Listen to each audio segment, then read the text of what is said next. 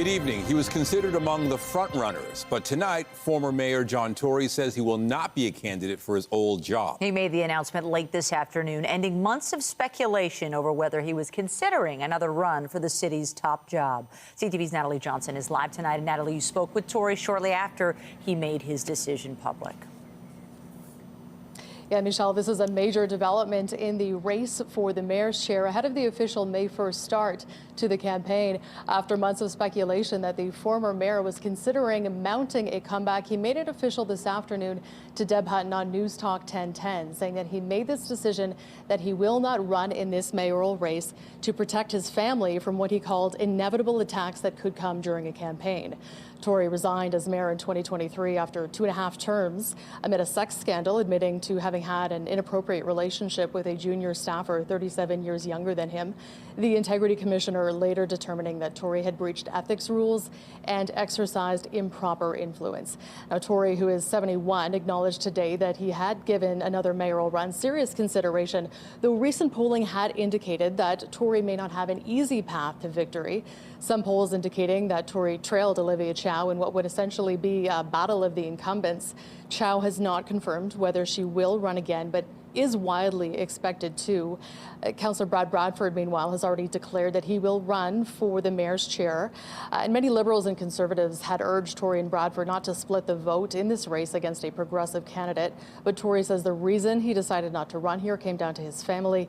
Here's more from John Tory a short time ago. Well, I'm at peace with myself because I think you can never go wrong doing the right thing. And when it came to my family, anticipating that there might be some very difficult days for them, and they've already been through quite a few, and that's my fault, my doing. I think that I've done the right thing to make sure I can protect them and people close to me by just not creating the circumstance in which people can raise issues in my personal life. Now, the only high-profile declared mayoral candidate, Councillor Brad Bradford, released a statement responding to Tory, saying, quote, John Tory has given years of service to this city. I will always be grateful for the support he gave me when I first decided to run. The personal sacrifice that comes with public office is immense and is often overlooked. It is a massive challenge for the people closest to you, and they have to come first. I have a lot of respect for John's decision, and I wish him the very best. Meanwhile, Mayor Olivia Chow commented very quickly just a few moments ago as she was arriving at a FIFA event, thanking John Tory for his years of service as mayor. She left it at that, but again, John Tory's decision not to try to mount a mayoral comeback significantly changes the landscape of this mayoral campaign. Reporting live for now, I'm Natalie Johnson. Michelle, back to you. Thank you, Natalie. Police in Toronto and York region are now linking 2 homicides. And they're looking for 2 19-year-old men in connection with the deadly daylight shootings. CTV's Beth McDonnell is live outside police headquarters with more on the investigation. Beth. Nathan, police found similarities between 2 deadly shootings this winter, one in Toronto and one in Vaughan, which led investigators to look at the same suspect. These are the 2 men wanted for first-degree murder. Isaiah Badger of Edmonton and Jacob Wallace of Mississauga. Both are 19 years old. To Mr. Badger and Mr. Wallace, we're coming for you. Turn yourselves in. Hire a lawyer. Toronto and York Regional Police investigators say they believe Badger is responsible for 2 deadly shootings. One at Woodbine Mall on February 7th, killing 37-year-old Chandan Kumar Raja Nandakumar. And another on January 26 in Vaughan at a plaza near Wings and Rowan Tree Dairy Roads, killing 65-year-old Sergio Lopes. Police say both were targeted for unknown reasons and both have no criminal history. Mr. Raja Nandakumar was a respected member of his community. He maintained strong connections with others in the GTA, particularly those of the same region of India. Those who knew him described him as kind, generous, and always willing to help others. Mr. Lopes was a respected member of his community, a loving father and husband. On February 7th, Nanda Kumar was shot multiple times waiting in his vehicle at Woodbine Mall shortly before 3:30 p.m. You can see the bullet holes in this white SUV. Police allege Badger left the scene, then drove to Clareville Conservation Area, lit the vehicle on fire before someone drove him away. On January 26, just after 1 p.m., police say Lopes was leaving his business when he was shot multiple times. A short time later, the suspect vehicle was found on fire, located at 8214 Kipling Avenue in the city of Vaughan. Police allege Wallace is responsible for operating the vehicle used to flee that arson. Now police are seeking the public's help. We are asking anyone who may have seen Mr. Badger or Mr. Wallace before or after these incidents, or who may have video, dash cam footage, or other images of them to contact investigators immediately. Police say both suspect vehicles were stolen and believe both 19-year-olds are still in the GTA. Police called these two deadly afternoon shootings brazen. Anyone with information is asked to contact police. Reporting live, I'm Beth McDonnell. Nathan, back to you. Thank you, Beth. Durham police are warning Oshawa residents about a man convicted of murder who's been released on a 3-day unescorted temporary absence permit. CTV's John Musselman has more on the public's concerns. Durham Regional Police say 65-year-old Darren Scott Ray, a convicted murderer, has been released into the community on a 3-day pass as part of his parole process. It's called a 72-hour unescorted temporary absence permit. He was convicted back in 1987 of murdering a 14-year-old Toronto teen. His release is not sitting well with Oshawa residents. Just hope he doesn't do anything when he's out, because the police are going to hear about it. If he, you know what I mean? People are going to be upset. A nice warning and everything, but he's a killer. I've got grandkids, that I need to worry about too. I don't worry so much about myself. Not directly to myself, but generally people should be concerned, I would think. How can we reassure the community? Very easily. We can tell you that, very specifically, we have officers in place that will ensure that this person or persons under the dangerous offender, title that are released back into the community are being checked and monitored for their conditions. And those are very stringent conditions. Conditions of the pass include remaining in Durham Region, not consuming alcohol, or being in the presence of anyone under the age of 18 unless accompanied by a responsible adult. Lawyer Tim Danson, who acted on behalf of the victims' families in the Paul Bernardo murder trial, says the parole board needs to be more transparent when convicted murderers are released into the community. Under the law, the parole board doesn't even have to make public its reasoning, and that needs to be changed. And we should also be having access to transcripts of the parole hearings so the public can evaluate for themselves whether the system is working. And in my experience, the system is not working for the 5% of federal offenders who have life sentences and have committed murder. The decision to grant the temporary pass is made by the parole board under the direction of the Corrections Service of Canada. After 72 hours, Ray will be required to report back to a correctional facility. The parole board will then assess whether he is eligible for more temporary releases moving forward. John Musselman, CTV News.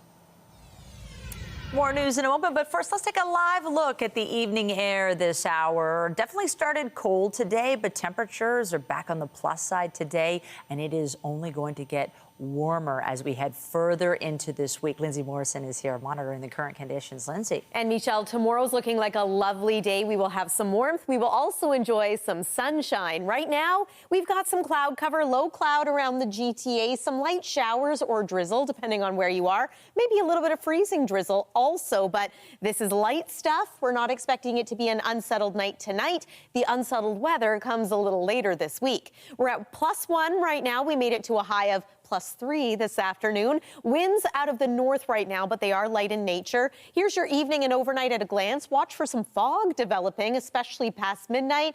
We've got sunshine for tomorrow. We'll take you through the forecast coming up. But for now, Michelle, back to you. Thanks, Lindsay. An investigation is underway after a North York synagogue was struck by gunfire last night. Tonight, Toronto Police's hate crime unit is looking into it. CTV's Mike Walker reports. The front windows of this North York synagogue riddled with bullet holes. About a dozen evidence markers where shots appeared to be fired at the Temple Emmanuel hours after the congregation had gathered to celebrate the Jewish holiday Purim. It is devastating that there are those in this society that want to shatter what we have here, in Canada. Rabbi Deborah Landsberg was inside the synagogue with some other members when gunshots were fired shortly before 11 Monday night. The congregation had gone home and we heard a series of gunshots, which sounded almost like fireworks, but this was not a firework holiday. No one was injured. Worshippers returning to the synagogue struggling to comprehend what has happened. Because it's a time of joy. Sai Sharni was at the synagogue last night to celebrate Purim. What is this all about? And it's hugely upsetting then in society that we produce people who are so hateful. The Gun and Gang Task Force and the Hate Crime Unit are now investigating. They are currently reviewing surveillance footage from the area to identify who is responsible. A shooting targeting a place of worship is totally unacceptable. It is alarming. It is something we treat with the highest priority. Landsberg says the synagogue has received threatening phone calls in the past but has never experienced violence like this before. Another synagogue in the area has been vandalized multiple times. The thing that we need to stand against in particular in this moment is the normalization of this kind of hatred in Canada. We cannot allow this to be a normal occurrence. Representatives from all levels of government coming to the scene condemning this latest attack. Everybody deserves to feel safe, deserves to be able to practice their religion. We are a strong people and a community that stands with each other, and that we do have friends, and this does not define our life here in Canada. Investigators say there are reports of a vehicle leaving the scene shortly after shots were fired, but at this point they don't have a suspect description. In the meantime, police will have a heightened presence at this synagogue and surrounding area. Mike Walker, CTV News. Next to the sex assault trial of Frank Stronach, where the defense began its cross-examination of the final complainant against the billionaire businessman. The woman, who can't be identified, alleges she went to dinner with Stronach in the early 1980s. Afterwards, they went to his harborfront apartment where she claimed she was sexually assaulted. Defense counsel Leora Shemesh pointed to inconsistencies between the complainant's testimony and previous statements she's made, suggesting what happened was consensual. The complainant maintains there was no consent. Stronach has pleaded not guilty to all charges. The trial continues tomorrow. Also tonight, dramatic revelations in court in the case involving 7 Toronto police officers and 1 retired accused of supplying information to hitmen. Today marks a milestone in this city. We are 100 days out from the kickoff to the FIFA World Cup. The city's holding a celebration with fans inside Rebel nightclub. And that's where we find CTV's Heather Wright. Heather, it sounds like fun. It does. There are quite a big crowd gathering here, Nathan and Michelle. They've been trickling in, and the event is starting to get going now, kicking off 100 days until the World Cup. And it's really interesting. You see really fans from all over the world representing their countries, but also excited to cheer Canada on at the World Cup.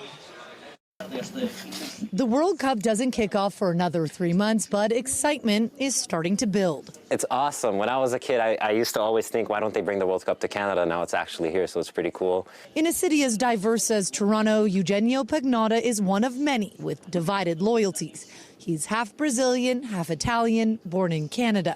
He's rooting for Brazil, but thinks if Italy qualifies and plays Canada in its opening game, there will be a sea of Italian fans in the stands at BMO Field. The dilemma there is interesting because Italy haven't qualified for the past 2 World Cups. If they qualify this time, BMO Field is probably going to be more blue than red. Chapa Corner Cafe is always a destination for Portuguese fans, where support will also be split. When Portugal plays, I'm being Portuguese. When Canada plays, I'll be Canadian. This is the first World Cup to be played in 3 countries and 3 time zones. Hundreds of thousands of fans are expected to descend on Toronto and Vancouver, where 13 matches will be played. There has been plenty of criticism in the lead up to this tournament over ticket prices, costs, and political concerns. But Canada Soccer CEO Kevin Blue says fans are in store for an amazing experience. I think that fans from around the world can expect Canadian hospitality. While the ground is still frozen and June 12th seems far away, Blue predicts the energy of the tournament will be infectious. And I think it's going to, be somewhat breathtaking as far as how much of an impact this will have on the psyche of Canadians who are looking for Canada to do great things on the biggest global stage in sports. So we were talking about Canadian hospitality, and you really see it on display here. There are different booths really welcoming the different countries that are going to be playing here in Toronto, Ivory Coast, Panama, and some of those fans are here cheering on those countries, but also wearing their Canadian hats as well. That divided loyalty that we are going to see as Canada, Toronto, and Vancouver get ready to host the world in just a little over 3 months. Nathan, back to you. Thank you, Heather. Can't wait. Well, with just 100 days to go, fans are making preparations for the biggest sporting event Toronto has ever seen. From tickets to hotel rooms, soccer fans are preparing to shell out big bucks in this city. Our Raheem Ladani is live tonight outside BMO Field, which will be known as Toronto Stadium once the tournament begins. Raheem. Hi, Michelle and Nathan. Good evening. You know, the city of Toronto is expecting 300,000 out-of-town visitors, and that means two things. Hotels are booking up quick, and everyone is wondering, how can I get my hands on tickets? And so I've taken a closer look at how our viewers can still get tickets to the FIFA World Cup and how hotel prices are stacking up. Toronto Stadium is hosting 6 matches during the World Cup, and everyone wants to get inside. To guarantee yourself a seat, you must buy a hospitality ticket, but it is pricey. A Champions Club ticket for Canada's first match will cost you more than $6,000. That same ticket for Panama versus Croatia is going for under $3,500. As a host city, we are not managing ticket sales or the promotion of tickets or how the tickets come out. The second official way to get a ticket is through the last-minute sales window. It opens in early April. Tickets will be sold on a first-come, first-served basis. The third way is through resale. Tickets originally purchased by other fans who want to sell them will be available on FIFA's portal when it reopens on April 2nd at 11 a.m. Eastern. I encourage people to still get online. You never know if there will be another phase that pops up. The City of Toronto is also raffling 26 pairs of tickets. Donate between $26 and $260. The more you give, the more entries you get. Every dollar will go towards building mini pitches in equity-deserving neighborhoods. The campaign closes on March 15th at midnight. While fans scrimmage for tickets, out-of-town visitors are scouting hotel prices. And there's definitely many price points of accommodations. We saw similar comparisons when Taylor Swift was here in Toronto. Let's look at the prices. Hotel X is the closest to Toronto Stadium. On May 1st, a room is going for $428, while on the day of Canada's first match, the hotel is fully booked. The Shangri-La is booking rooms in May for around $559. On June 12th, the same room is nearly $2,000, and you have to commit to staying 2 consecutive nights. There is definitely plenty of hotels outside of the downtown core. Mississauga, Brampton, Vaughan, Markham. The FIFA World Cup can be expensive, but you can also make money by taking a break from the action. Airbnb is offering an incentive where if you're a new host on the platform and rent out your place by the end of July, the company will give you an extra $1,000. That's on top of the money you'll get from your guests. We're really working hard to make sure the visitors that are here for the games are digging much deeper into the city. It might be their first time in the city, or maybe they're coming back, but it's an opportunity for hundreds and thousands of businesses to benefit from these visitors that are coming in. Whether you're cheering or cashing in, this World Cup is already paying off. Another pillar of the World Cup experience here in Toronto is going to be FanFest. That will take place just down the road at Fort York and the Bentway under the Gardiner. There will be a capacity for 20,000 people. The games will be shown on the big screen. There will be art, music, culture. It will be kid-friendly, an all-ages event, and free for everyone to attend. Reporting live, I'm Raheem Ladani. Michelle, back to you. Great information. Thank you, Raheem. Still ahead on CTV News, fresh strikes in Iran and across the Middle East, the escalating war and death toll as President Trump offers insight into his reasoning and who could take over. Fire crews battled flames at a home in Oshawa. Flames and smoke could be seen coming out of the roof of the building on Simcoe Street. It has at least one apartment and a restaurant on the main floor. Durham police say 2 people were taken to hospital with non-life-threatening injuries. The cause of the fire is still under investigation. We're learning more about the allegations against 24 people accused in the corruption probe called Project South. And as CTV's John Woodward reports, there's a call for City Council to call a judicial inquiry. York Regional Police shared this video of a dramatic confrontation in a news conference last month. Dozens arrested, including 1 retired and 7 current Toronto police officers, accused of supplying information to hitmen, their targets including a manager at the Toronto South Detention Centre.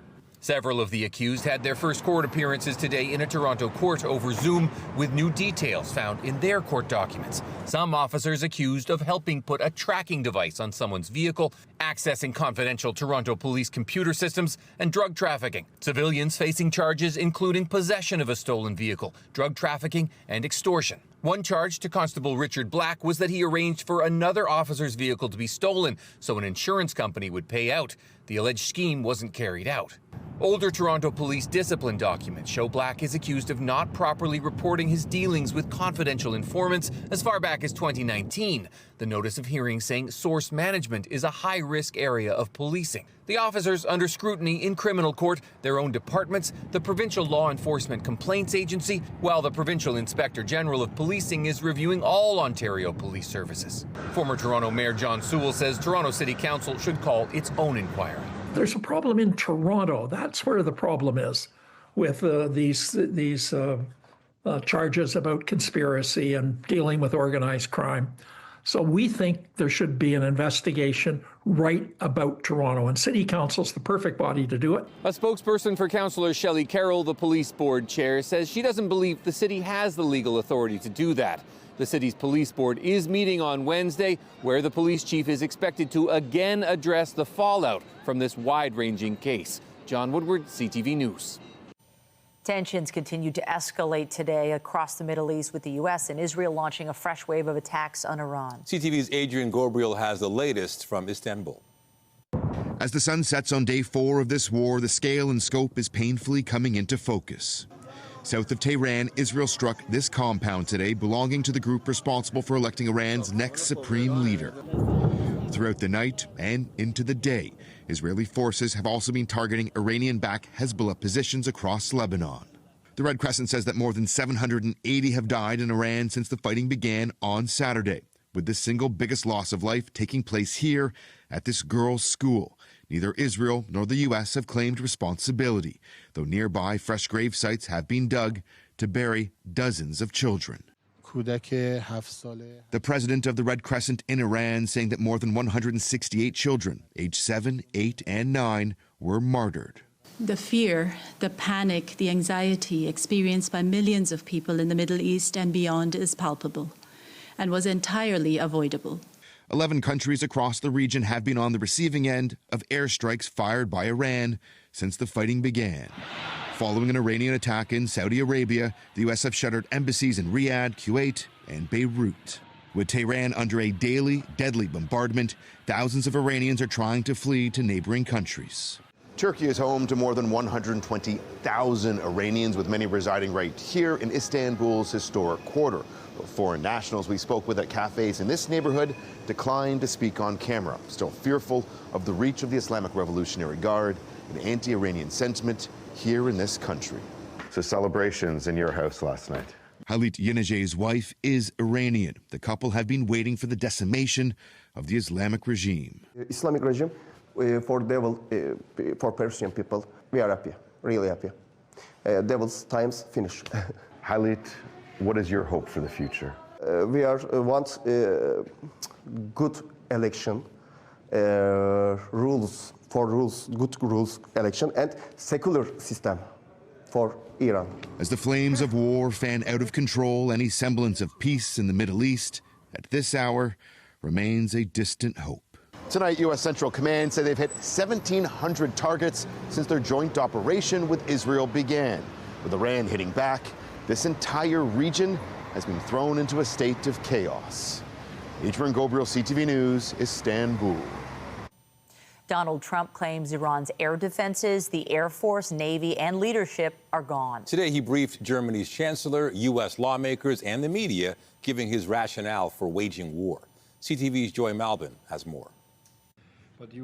In the Oval Office, the U.S. president says he just had a feeling that Iran was going to strike, but denies he was pulled into this war by Israel. I might have forced their hand.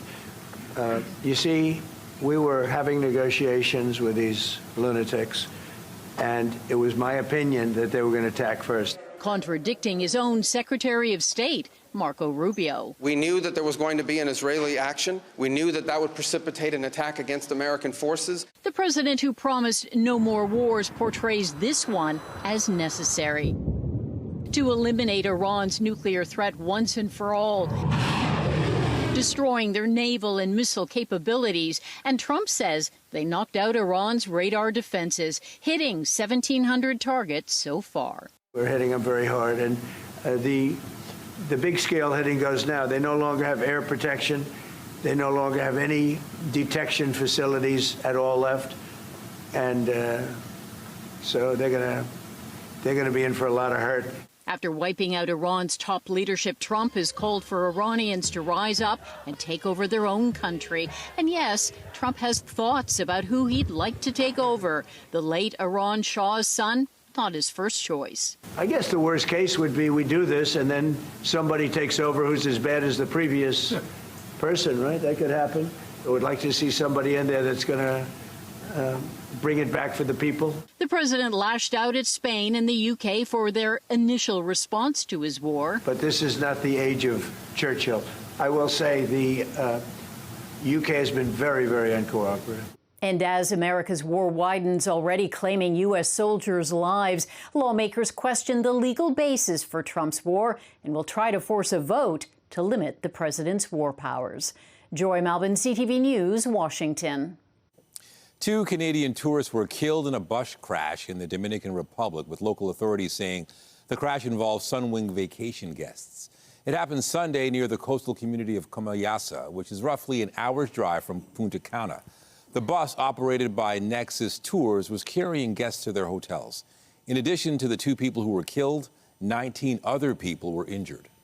The Canadian Embassy in the Dominican Republic issued a statement writing they are aware of a tourist bus accident involving Canadians and are in contact with local authorities. They go on to say they're providing consular assistance as needed.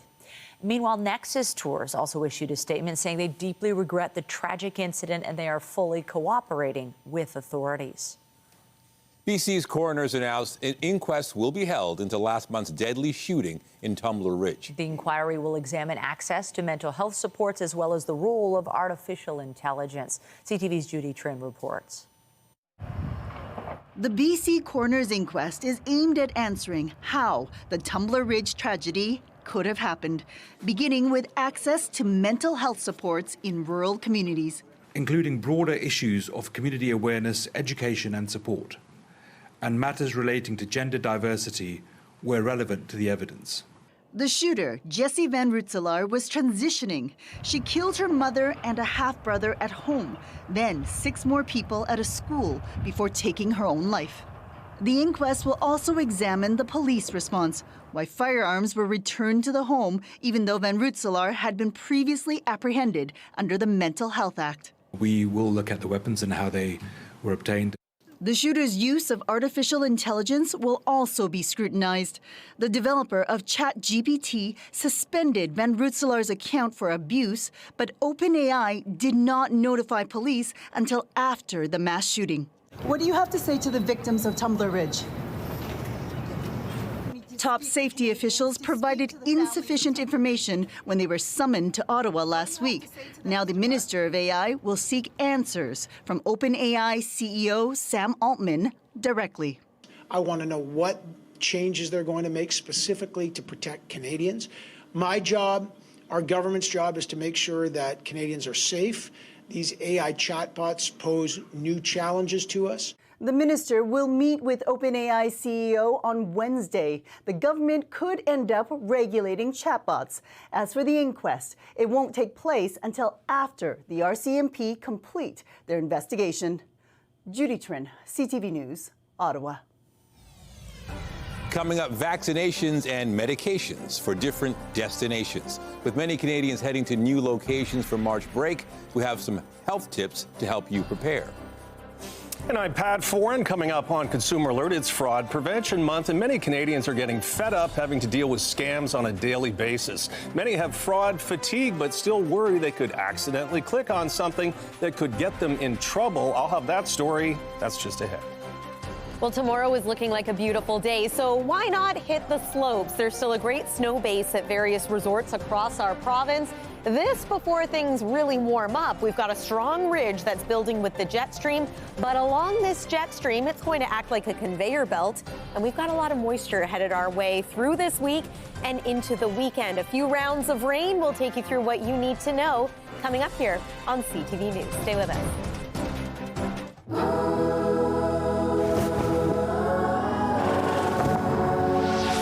The World Cup is coming to Canada.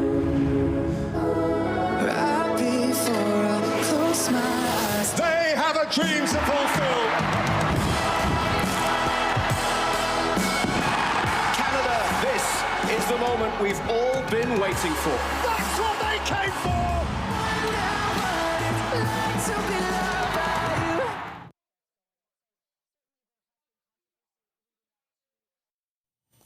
March is Fraud Prevention Month, a time where everyone is encouraged to be extra cautious to ensure you don't fall victim to scams. Many fraudulent texts and email used to be easy to spot, but with the advent of AI, some scams can now look like the real thing.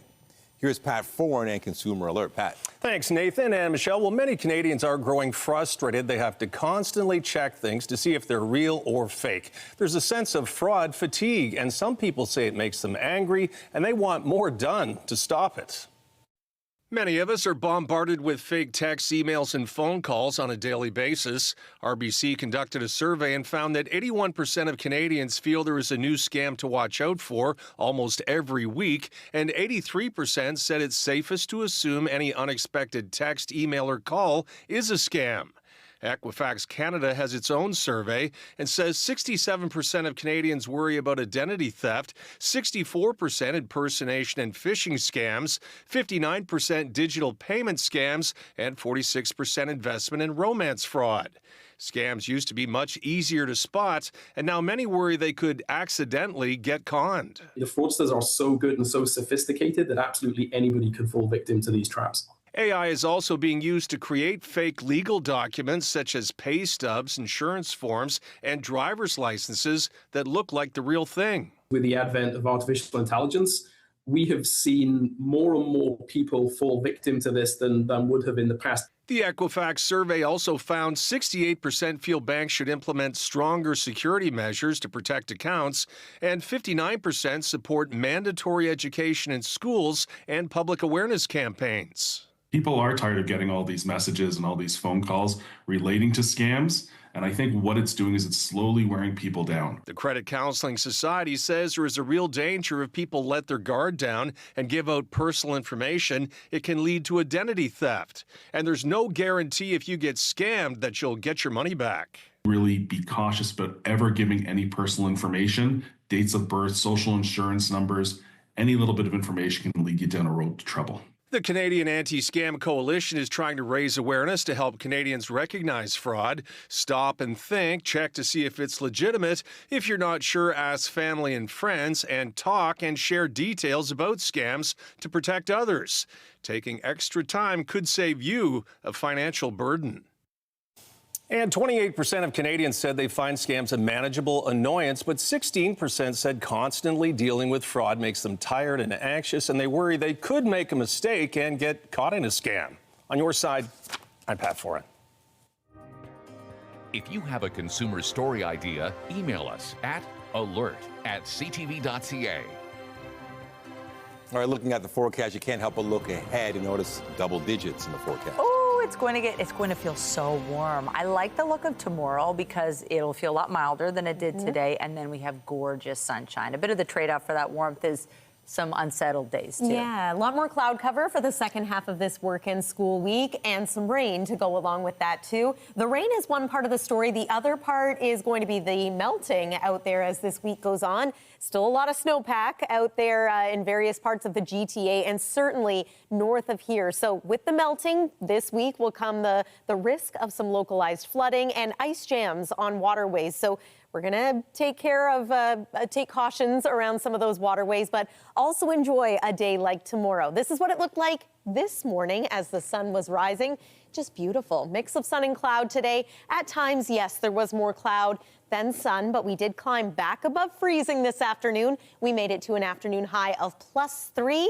Look at that beautiful shot of our city. Just love it. And again, tomorrow is going to be a very lovely day before the cloud cover rolls back in. Tonight, we've got a little bit of scattered light precip, maybe even some light freezing drizzle in some areas. As we make our way through the night tonight, we see an increased likelihood of some fog developing. Very active stateside today. Notice how this almost stops right at the international border. So we missed the bulk of the precipitation for today, but that's not going to happen the rest of the week. We've got some messy weather potentially moving in as early as Thursday. So let me take you through the forecast radar. There's tomorrow. Once any early morning fog burns off, we are enjoying mostly sunny skies right through the afternoon, and temperatures not just above freezing, but above seasonal too.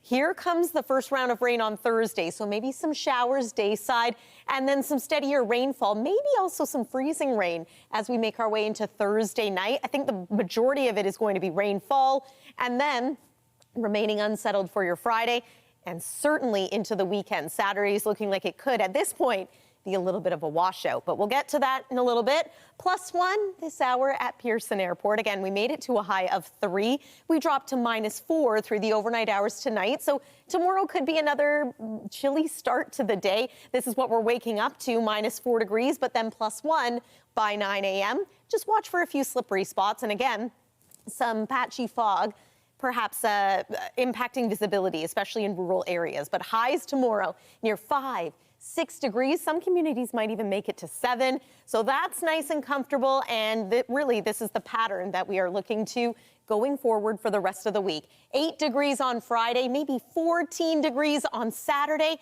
Nice looking day on Sunday, mix of sun and cloud, and +10. That's the weather for now. Nathan, over to you. All right. Thank you, Lindsay. Also tonight, creating a new strategy to tackle the homeless crisis in Toronto. The Slate family donates $25 million to help get people off the streets and into supportive housing. When you see it happen, send it to CTV News. Text 10400 from your screen to ours. Text 10400.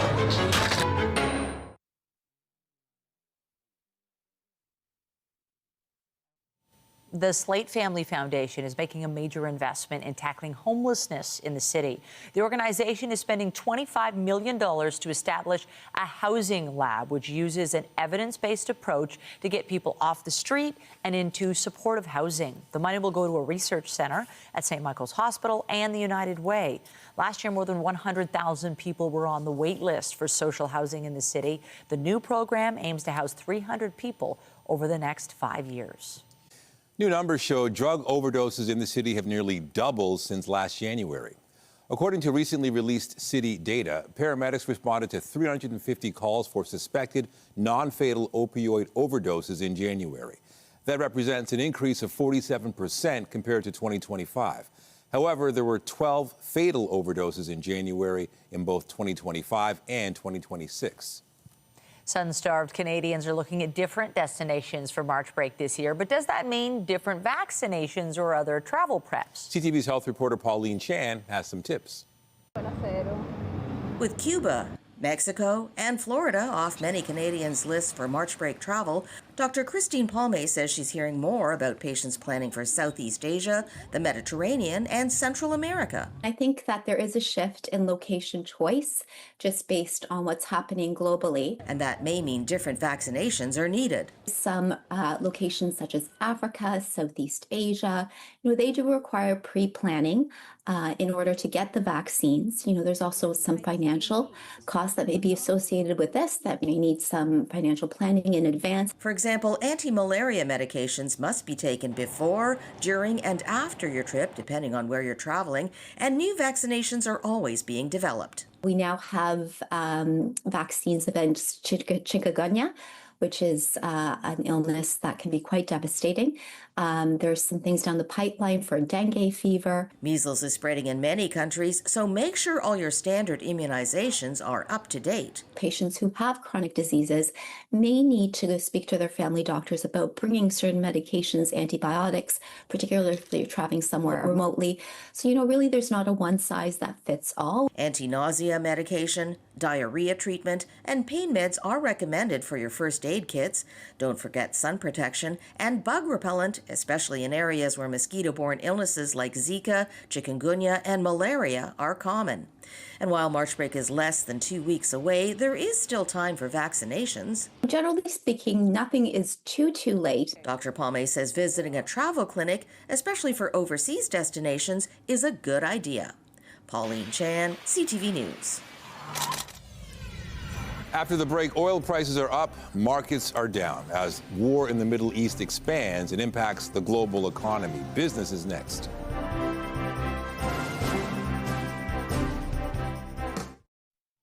North American markets tanked today, with investors worried about the Middle East war. BNN Bloomberg's Morella Fernandez has more. Those concerns sent the TSX tumbling this morning, at one point down about 1,400 points. Gold and silver stocks sold off, dragging the TSX down, but the S&P 500 and the Nasdaq were also in the red. The TSX did recover later in the day. Oil continued to gain since the attacks on Iran have paralyzed the movement of oil in the Middle East. The war is also pushing airline stocks down. Carriers are avoiding Iranian airspace, and airports at major international hubs like Dubai have been closed since the weekend. Shares of Air Canada have fallen over 10% in the last 3 days. The Vancouver real estate market is still struggling. February sales were down almost 10% from the same month in 2025. The composite benchmark price dropped as well by almost 7%, but is still holding above $1 million. Here are the closing numbers for the day. The Canadian dollar down a fraction to 73.15. West Texas Intermediate up over $3 to 74.56. Western Canadian Select is up almost $5 to 57.72. And the TSX ended the day down 756 points. Those are your business headlines. I'm Morella Fernandez. A NATO mission in Iceland is giving Canadians a look at what could one day be the shape of its fleet of fighter jets. Swedish-made aircraft and American F-35s are joining forces to boost security over the island nation that has no air force of its own. This, as Ottawa's decision on which aircraft would replace its aging fleet of CF-18s is still up in the air. CTV's Genevieve Boschman is in Iceland tonight. On duty for NATO in Iceland, the Swedish Air Force showed off just how fast it can prepare its Gripen fighter jets for takeoff. Our goal is to rearm, refuel, and do all the checks necessary to take off again in roughly 15 to 20 minutes on road basis. Aircraft technician Sergeant Emil Lindgren says the made-in-Sweden jet is easy to maintain in the harsh climate of the north. That's part of the sales pitch from Swedish-based aerospace company Saab to land a deal to sell its Gripens to Canada. We practice at home regularly in these conditions, so it's a match made in heaven, I think. But Denmark, too, has deployed to the region. It flies the F-35s and says its advanced fighters also perform well in Iceland. They are equipped well for this environment. Canada has bought 16 of those jets and is now reviewing a deal to go with a full fleet or with a mixed fleet of F-35s and Gripens. Both fighters are serving in this highly strategic region as Sweden leads its first air patrol mission as a NATO member. Its mission comes at a critical time. There's no sign of Russia scaling back on their Arctic ambitions. Since Sweden's rotation began, there have been no Russian sightings, no incidents. But its deployment also comes in the wake of U.S. President Donald Trump's demands to acquire nearby Greenland. I have to say, our relationship with the U.S. has been very good, and actually in the recent years it has deepened quite significantly. But Iceland and its partners now protecting its airspace are training their sights on getting NATO allies to focus on common enemies. No doubt this is all information Ottawa is analyzing as it makes its final decision on its fleet of fighter jets. Genevieve Boschman, CTV News at Keflavik Air Base in Iceland. The Raptors will be looking for a second straight win when they take on the New York Knicks tonight. Ingram grabbing the rebound off of the miss from Johnson. Quick to RJ. The Raps are coming off a 134-125 win over the Washington Wizards Saturday. Tip-off for tonight's game is set for just after 7:30 at Scotiabank Arena. And the Sabres will be looking for a third straight win when they face off with the Montreal Victoire tonight. Only better than Vancouver's, operating at just 8%. There's a shot, scores! The team is coming off a 2-1 win over the Vancouver Golden Eyes on Sunday. Puck drop for tonight's game against the Victoire is set for just after 7 at Coca-Cola Coliseum. Get Toronto's top stories, breaking news alerts, and watch live. Download the CTV News app.